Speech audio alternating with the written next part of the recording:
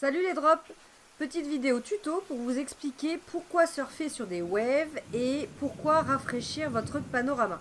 Alors, avant de commencer, je tiens à préciser qu'entre le moment où je fais cette vidéo et le moment où vous la voyez, l'interface graphique a sûrement évolué. Mais normalement, le principe général reste le même. Alors, on y va!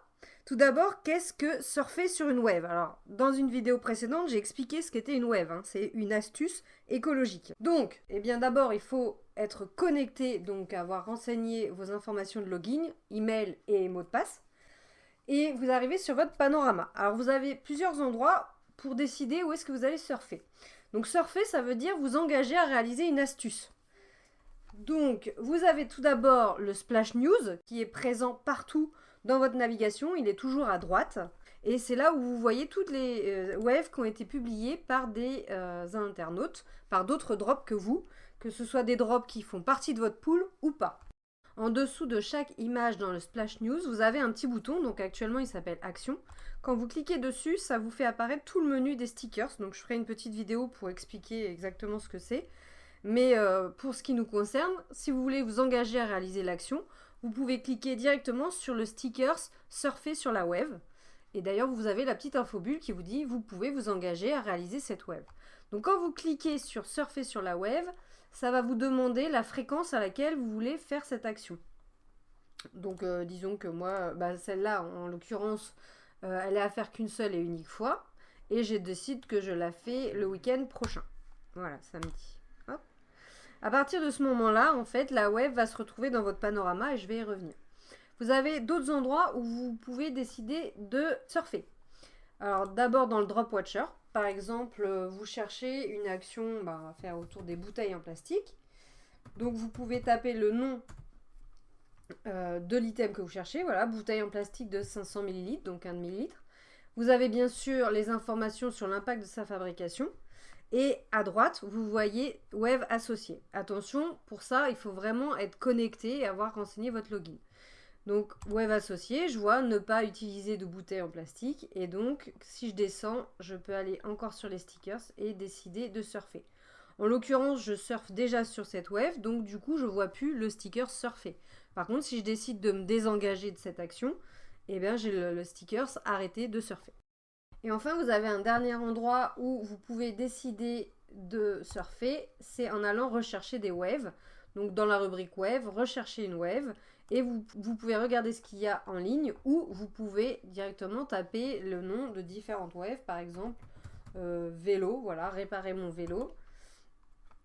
Cette wave m'intéresse, je l'aime bien, donc dans le menu ici, vous avez surfer sur cette wave qui est inscrit normalement, mais en l'occurrence, je fais aussi cette wave, donc du coup, j'ai que le stickers arrêté de surfer. Donc en admettant que sur les exemples que je vous ai montrés, j'ai cliqué à chaque fois sur le sticker surfer sur cette wave, qui ressemble à la petite bonne femme qui surfe sur une wave. Donc si à chaque fois que vous cliquez sur ce bouton-là, vous êtes engagé à réaliser l'action. Et donc là, ça va aller dans votre panorama. Donc c'est le deuxième point de cette mini vidéo. Donc vous avez vu tout à l'heure que j'ai planifié la wave sur laquelle j'ai décidé de surfer. Et donc votre panorama va vous afficher chaque jour les waves que vous avez décidé de réaliser. Donc le principe, ça va être de les rafraîchir, donc de dire si oui ou non vous les avez réalisés. Donc quand j'arrive une fois par jour sur mon panorama, tout est à 0. Forcément, puisque j'ai pas dit que j'avais fait des actions aujourd'hui. Et donc là, je vais dire, voilà, j'ai refusé d'utiliser des couverts en plastique. Oui, je l'ai fait. J'ai marché au lieu d'utiliser ma voiture. J'ai marché, on va dire, 30 minutes. Voilà. Je n'ai pas tiré la chasse d'eau à chaque fois. Par contre, j'ai pris une douche. Donc là, déjà, vous voyez que on voit que mes objectifs du jour, en fait, sont déjà bien avancés. Pas forcément en pétrole, hein, ça dépend de quelles actions vous avez décidé de réaliser. Et je n'ai pas pris de douche, donc forcément, à un moment donné, quand je vais dire oui partout, tout ne va pas être à 100%. Voilà, j'ai tout rafraîchi et tout n'est pas à 100%. Si j'avais fait toutes mes waves, forcément, ce serait à 100%. Petite précision, à chaque fois que je réalise le rafraîchissement de mes waves, donc une fois par jour, je gagne une 6 stars.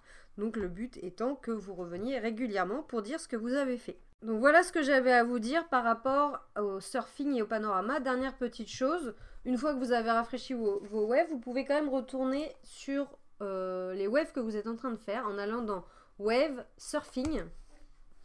Et là, vous voyez toutes les waves sur lesquelles vous êtes impliqué, ce qui vous permet aussi de décider soit de voir quand est-ce qu'il faut les réaliser, soit de vos projets de réaliser des actions.